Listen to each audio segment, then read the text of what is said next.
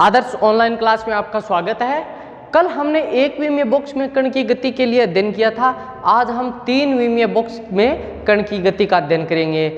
कल की तरह ही आज हम मान लेंगे कि हमारे पास एक कण है और उसका द्रव्यमान m है। वह कण एक ऐसे बॉक्स में गति करता है जिसकी लंबाई a है और चौड़ाई b है और ऊंचाई c है, और बॉक्स की सीमाओं पर विभव का मान अनंत है। जिस प्रकार कल हमने माना था उसी प्रकार आज हम मान लेंगे कि बॉक्स की सीमाओं पर या बॉक्स की दीवारों के बाहर विभव का मान अनंत है। और बॉक्स की दीवारों के बाहर विभव का मान अनंत है, उसे हम गणितीय रूप में कैसे लिखेंगे? ऐसे लिखेंगे। विभव को गणितीय रूप में किस प्रकार लिखेंगे? इस प्रकार लिखेंगे। विभव का मान 0 कहाँ पर है? 0 है जब बॉक्स की लंबाई का मान 0 से ज़्यादा है और a से कम है, तो विभव का मान क्या है? 0। जैसे हम चित्र के लिए ऐसे समझ सकते हैं कि ये हमारा बॉक्स है, ये इसकी x अक्ष, ये इसकी y अक्ष और ये इसकी z अक्ष।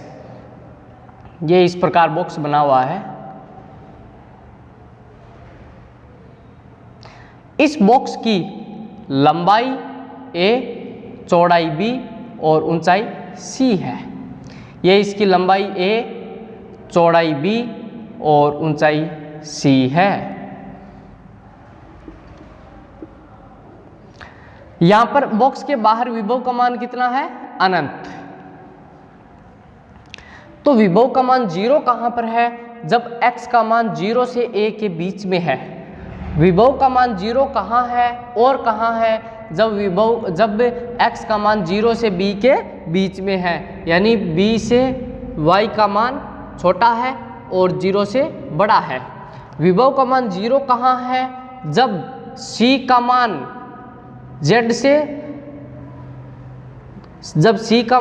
z से बड़ा है और 0 से छोटा है, या c का हम ऐसे कह सकते हैं कि z का मान c और 0 के मध्य है।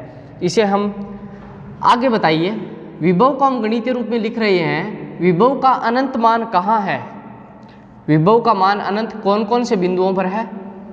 विभव का मान अनंत है जब x का मान 0 और a के से बड़ा या बराबर है, जब y का मान 0 से छोटा या बराबर है और b के से बड़ा या बराबर है, जब z का मान 0 से बड़ा है या बराबर है और c से बड़ा है या बराबर है। इसे हम दे देते हैं समीकरण नंबर 1।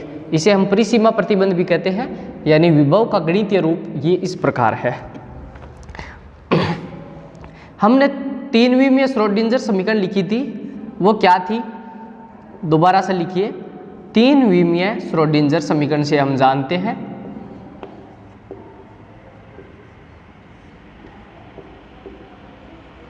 क्या थी? -h² d2 साई, या हम इसे शॉर्ट में लिखे तो इसे हम दूसरे रूप में ऐसे भी लिख सकते हैं, सीधे ही del² साई प्लस 2m/h²। जब हम पहले वाले हमने लिखी थी वो लिखते तो उसके अगले स्टेप में ये हल करके लिखनी पड़ती। e - v साई बराबर 0। इसे हम दे देते हैं समीकरण नंबर 2। ये 3 विमीय श्रोडिंगर समीकरण का समीकरण है। बॉक्स की सतह तथा बॉक्स के बाहर कण का अस्तित्व नहीं है। बॉक्स की सतह पर या बाहर कण का अस्तित्व नहीं है, यानी कण केवल और केवल यदि बॉक्स के भीतर ही गतिशील है। अतः परिसीमा प्रतिबंध निम्न होंगे। अब हम परिसीमा प्रतिबंध लिखेंगे। परिसीमा प्रतिबंध क्या क्या होंगे देखिए।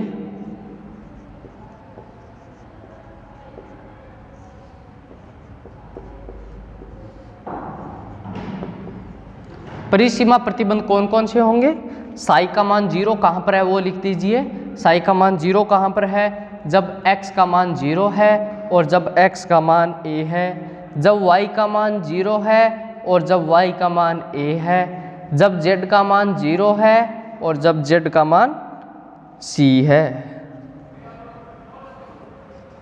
यानी सतह पर और मूल बिंदु पर कण का अस्तित्व नहीं है। इसे हम दे देते हैं समीकरण नंबर 3। बॉक्स के अंदर विभव का मान क्या है? 0। बॉक्स के अंदर या बॉक्स के भीतर, बॉक्स के अंदर भीतर v का मान 0 है। अतः इक्वेशन 2 से, इक्वेशन 2 से क्या है? इक्वेशन 2 देखिए, इक्वेशन 2 ये है। इक्वेशन 2 में v का मान क्या रख देंगे? 0 रख देंगे। तो हमारे पास श्रोडिंगर समीकरण क्या प्राप्त होगी? देखिए हमारे पास ये प्राप्त होगा, डेल स्क्वायर को हम एक्स वाई जेड कार्तीय निर्देशांक के रूप में लिख देंगे। डेल स्क्वायर को कार्तीय निर्देशांक में लिखेंगे तो हमें प्राप्त होगा del 2 psi upon del x square plus del 2 psi upon del Y square plus del 2 psi बटा del Z square plus 2m बटा h cut square. E minus V है आगे, वी की जगह 0, केवल ई बचेगा और साई बचेगा बराबर 0। इसे हम समीकरण नंबर 4 दे देंगे। साई से तात्पर्य क्या है? हमने एक बार पहले भी चर्चा की थी। साई से तात्पर्य है साई एक्स वाई जेड। समीकरण नंबर 5 दे देंगे। साई एक्स वाई जेड को हम क्या क्या लिख सकते हैं? साई एक्स वाई जेड को हम लिख सकते हैं साई एक्स, साई वाई और साई जेड, ऐसे भी लिख सकते हैं। और साई एक्स वाई जेड को देखिए, psi X, psi Y, psi Z तीनों के मान क्या है? बराबर है। तो इन्हें एक्स एक्स, वाई वाई और कैपिटल जेड स्मॉल जेड भी रिप्रेजेंट कर सकते हैं। इक्वेशन 6 को इक्वेशन नंबर हम इस पे किस में रख देंगे? इक्वेशन नंबर 4 में रख देंगे। यानी ये साई का मान रख देंगे। इक्वेशन 4 में रखने पर क्या होगा? इक्वेशन 6 को इक्वेशन 4 में रखने पर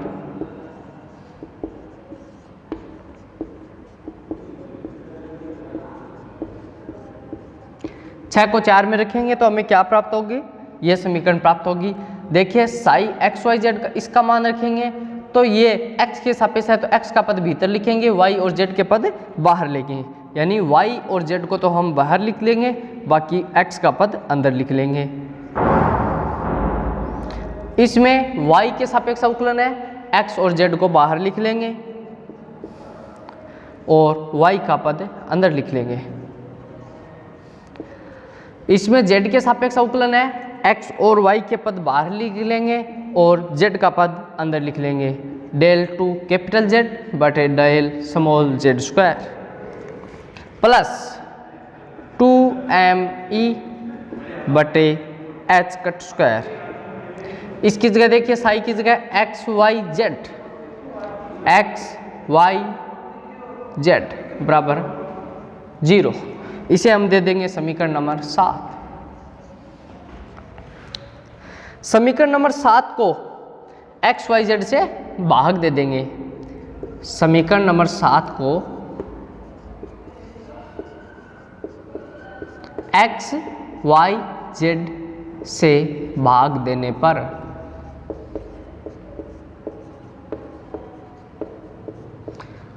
जब हम एक्स वाई जेड का यहाँ पर भाग देंगे, वाई जेड से वाई जेड कैंसिल हो जाएगा, क्या बचेगा? 1/x बचेगा, 1/x बचेगा।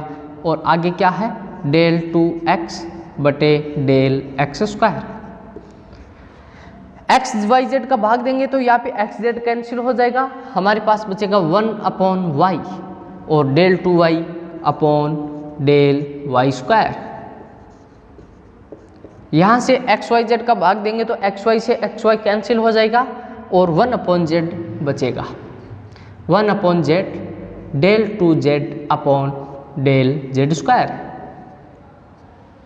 इसमें एक्स वाई जेड का भाग देंगे तो एक्स वाई जेड से एक्स वाई जेड कैंसिल हो जाएगा, हमारे पास बचेगा 2me upon H cut square बराबर 0। इसे हम दे देंगे समीकरण नंबर 8। देखिए समीकरण नंबर 8 में पहला पद, दूसरा पद और तीसरा पद केवल एक्स वाई जेड के पद है, अतः इन्हें हम के स्क्वायर एक्स मान लेंगे, इन्हें के स्क्वायर वाई मान लेंगे, इन्हें हमें के स्क्वायर जेड मान लेंगे। हम क्या मान लेंगे, माना 1/x del 2x upon del x square, इसको हम क्या मानेंगे, K square X minus K square X, क्योंकि ये केवल और केवल x का पद है। इसे हम दे देंगे समीकरण नंबर 9, और इसे हम क्या मान लेंगे, minus K square upon Y, 1/y del 2y बटे डेल वाई स्क्वायर, इसे हम क्या मानेंगे, माइनस के स्क्वायर वाई। इसे हम क्या लिखेंगे, 1/z del 2z upon del Z square, इसे हम मानेंगे माइनस के स्क्वायर जेड मान लेंगे। इसे हम दे देंगे समीकरण नंबर, ये है 10 और ये है समीकरण नंबर 11। 9, 10, 11 को हम किस में रख देंगे, समीकरण नंबर 8 में रख देंगे।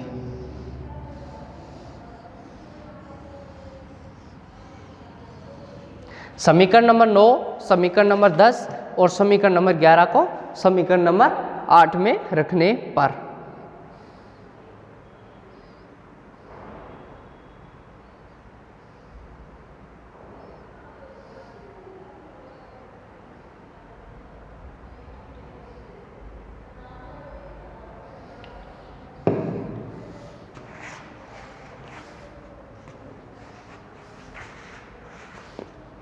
आइए लिखिए, समीकरण नंबर 9, 10, 11 को 8 में रखने पर, समीकरण 9, 10, 11 को समीकरण नंबर 8 में रखने पर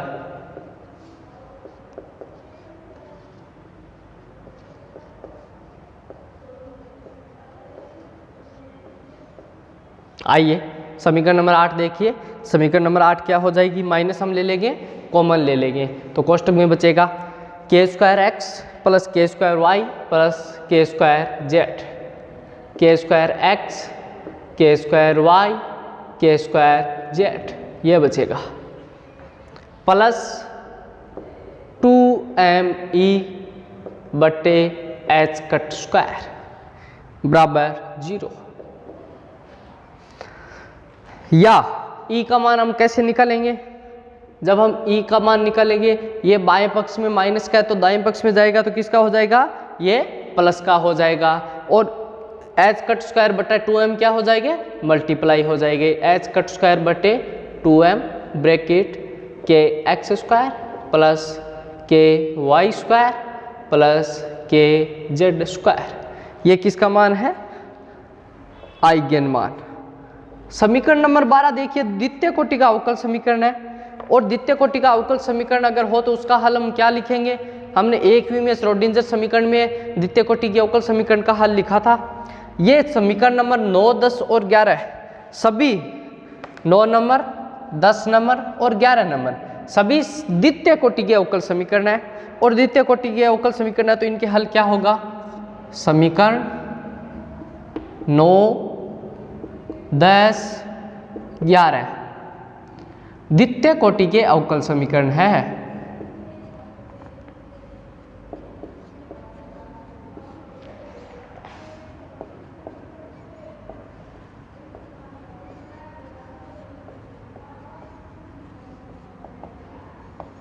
इनके हल क्या होंगे, इनके हल माना, इनके हल कौन कौन से होंगे, पहले के लिए इक्वेशन 9 के लिए हम मान लेते हैं x हल है, और इसका हल होगा a साइन के x और x, ये तो समीकरण के हल वाला है, और ये हमारे के x है, प्लस b कोस के x, यानी नहीं यहाँ पे के y और ये y, b कोस के x डॉट x, समीकरण नंबर 13 है। समीकरण 10 का हल हमने मान लेते हैं y, तो यहाँ पे लिखेंगे c साइन के y और y प्लस d कोस के वाई डॉट वाई समीकरण नंबर 14।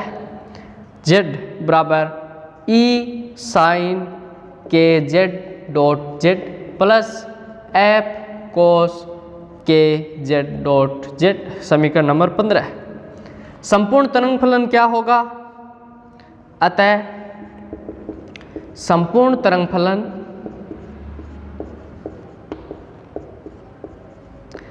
तरंग फलन क्या है? साई यानी एक्स वाई जेड, ये संपूर्ण तरंग फलन है।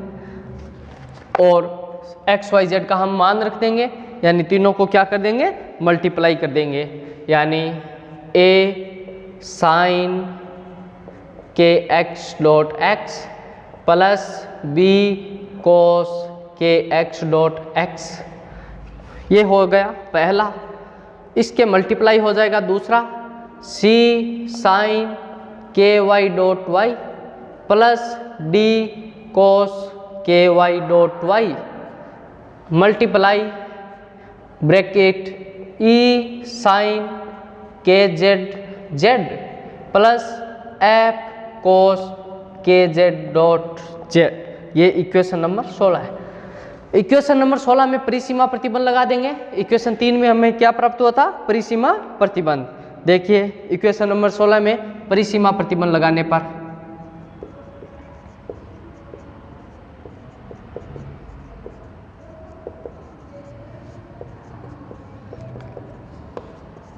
परिसीमा प्रतिबंध क्या था? पहला परिसीमा प्रतिबंध हमारे पास था साई का मान 0 है। कब? जब x का मान 0 है। और साई का मान 0 कब है? इसमें अगर परिसीमा प्रतिबंध लगाएंगे तो किसका मान प्राप्त होगा? x बराबर 0 है तो कैपिटल X भी क्या होगा? 0 होगा। इक्वेशन नंबर 13 देखिए, परिसीमा प्रतिबंध लगाओ तो इक्वेशन नंबर 13 से क्या प्राप्त हो जाएगा? 0 बराबर x की जगह क्या रख दिया? 0 बराबर,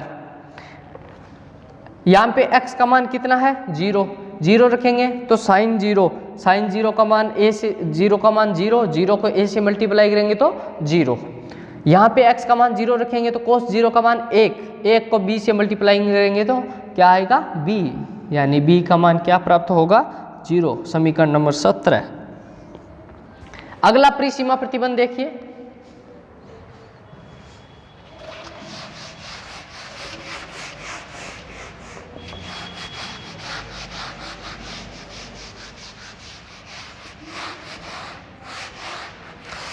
अगला परिसीमा प्रतिबंध क्या है? अगला परिसीमा प्रतिबंध है, दूसरा परिसीमा प्रतिबंध है साई का मान 0 है जब y का मान भी 0 है। साई का मान 0 है जब y का मान 0 है। इसे अगर हम समीकरण नंबर 14 में इनपुट करेंगे तो हमें प्राप्त होगा d का मान 0 इक्वेशन 14 से। तीसरा परिसीमा प्रतिबंध क्या था? साई बराबर 0 है यदि z का मान 0 है तो इससे f का मान 0 प्राप्त होगा इक्वेशन नंबर 15 से। अब देखिए इक्वेशन 17, 18, 19 को 13, 14, 15 में रख दो।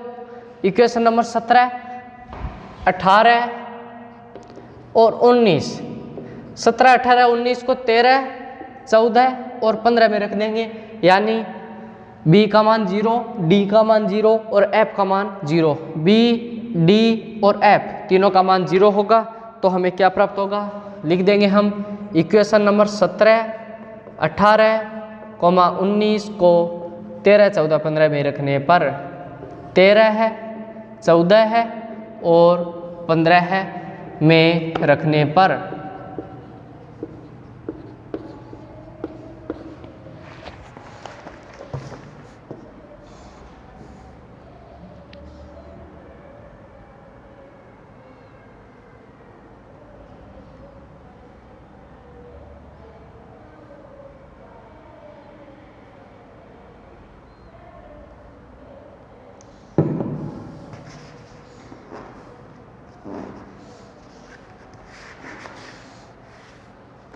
13, 14 और 15 में रखने पर 13, 14, 15 में रखेंगे तो हमें क्या प्राप्त होगा, x का मान प्राप्त हो जाएगा a साइन के x डॉट x, y का मान प्राप्त हो जाएगा c साइन के y डॉट y, z का मान प्राप्त हो जाएगा e साइन के z डॉट z।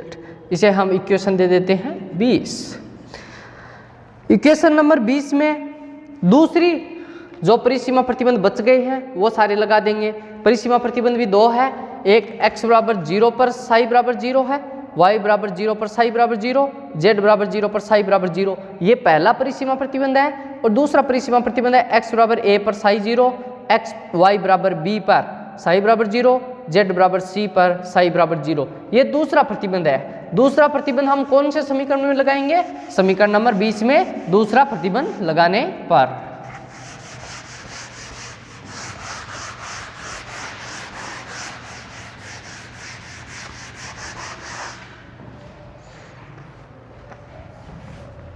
समीकरण नंबर 20 में दूसरा प्रतिबंध लगाने पर, इक्वेशन 20 में द्वितीय परिसीमा प्रतिबंध लगाने पर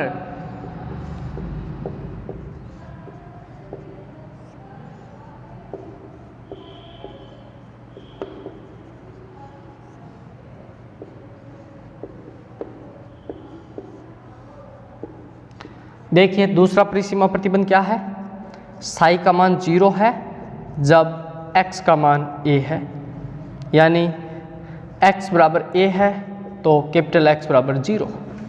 ये परिसीमा प्रतिबंध अगर हम लगाएंगे तो 0 बराबर a साइन के x डॉट a। a का मान 0 नहीं है, a एक नियतांक है, इसलिए के x डॉट a का मान किसके बराबर होगा, n पाई के।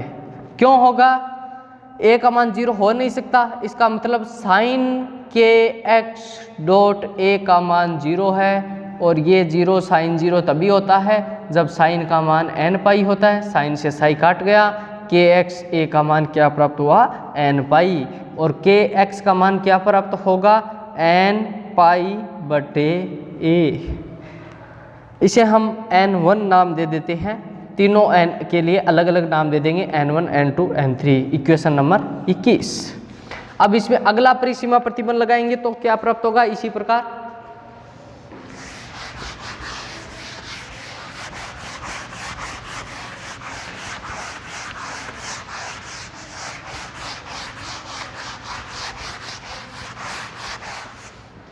देखिए इसी प्रकार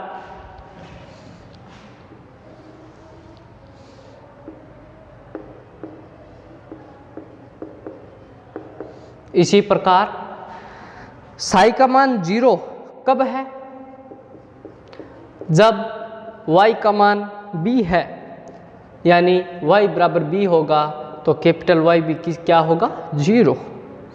तो परिसीमा प्रतिबंध लगाने पर क्या प्राप्त होगा, के y बराबर n2 पाई बटे b। समीकरण नंबर 22। यानी इसी समीकरण के आधार पर हम लिख सकते हैं। इसी प्रकार क्या होगा, तीसरी बार लगाएंगे तो साई बराबर 0 कब है, z बराबर c पर, और z बराबर c है तो कैपिटल Z का मान 0 होगा। इसी प्रकार के z का मान आ जाएगा n3 पाई बटे c। समीकरण नंबर 23। हमारे पास इक्वेशन 17, 18, 19 थी और 21, 22, 23 आ गई है। इन सभी समीकरणों को हम समीकरण नंबर 16 में लिख देंगे। समीकरण नंबर 16 इस प्रकार थी हमारे पास, इक्वेशन नंबर 21, 22 और 23। ये तो है द्वितीय प्रतिबंध लगाने के बाद प्राप्त हुई थी। और पहला परिसीमा प्रतिबंध लगाने के बाद हमें समीकरण प्राप्त हुई थी 17 है, 18 है और 19। इन सभी को इक्वेशन 16 में रखने पर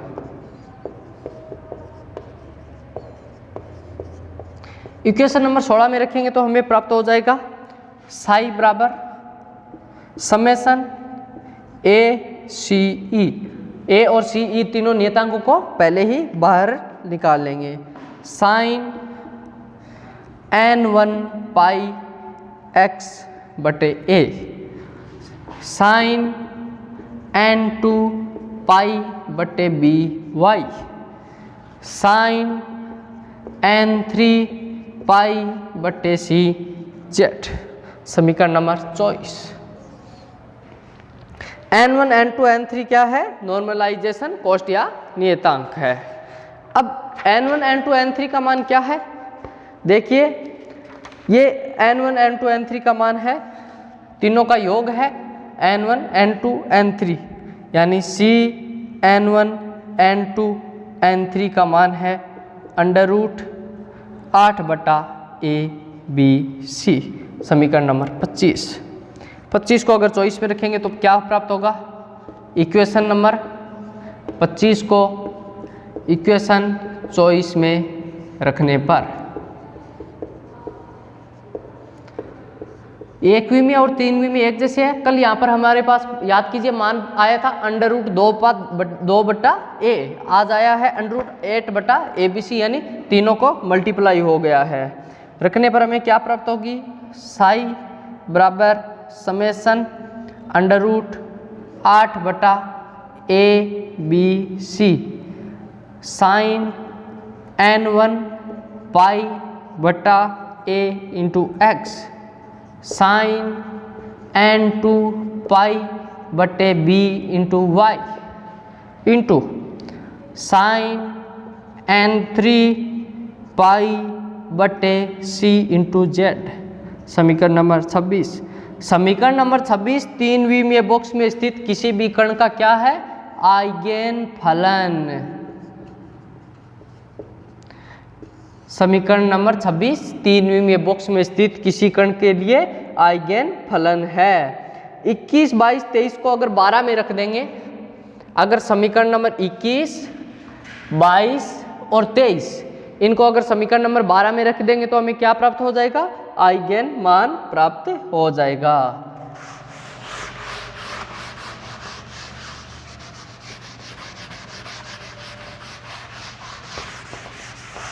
ये जो समीकरण नंबर 26 है ये हमारे पास क्या है? 3वीं बॉक्स में स्थित किसी भी कण के लिए आइगेन फलन है। अब देखिए अब हम आइगेन मान प्राप्त करेंगे।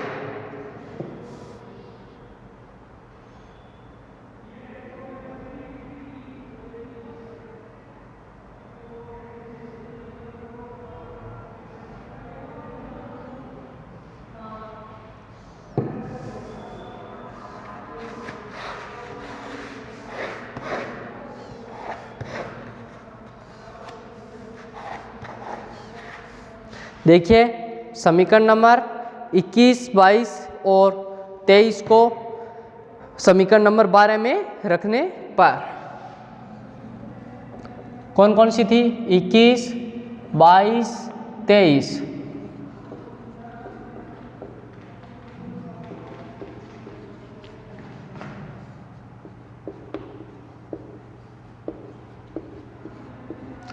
इक्कीस, 22, 23 को हम कहाँ रखेंगे? इक्वेशन नंबर 12 में रख देंगे तो हमें प्राप्त हो जाएंगे आइगेन मान ई n1 n2 n3 बराबर h cut square pi square बटे 2m n1 स्क्वायर बटे a square plus n2 square बटे b square plus n3 square बटे c स्क्वायर। समीकरण नंबर 27। समीकरण नंबर 27 के संभव आइगेन मान क्या है? आइगन वैल्यू या आइगन मान क्या है? संभव आइगन मान n1 का मान हम 1, 2, 3 रख सकते हैं, n2 का मान भी 1, 2, 3 रख सकते हैं, n3 का मान भी हम 1, 2, 3 रख सकते हैं। अगर हमारा दिया गया बॉक्स घन है तो इसके लिए लंबाई, चौड़ाई, ऊंचाई क्या होगी? बराबर होगी। इस स्थिति में ई n1, n2, n3 का मान क्या प्राप्त हो जाएगा? h cut square into pi square बटे 2m a स्क्वायर यानी n1 square plus n2 square plus n3 square. समीकरण नंबर 28। यह है समीकरण नंबर 28 आइगन फल मान। इस प्रकार कल हमने यहाँ पे प्राप्त किया था हमें एन स्क्वायर ही प्राप्त हुआ था, आज हमें n1 square, n2 square, n3 square इसलिए प्राप्त हो रहे हैं क्योंकि हमने 3 विमीय बॉक्स लिया है। आज के लिए प्यारे विद्यार्थियों इतना ही, कल हम अगला टॉपिक पढ़ेंगे। धन्यवाद।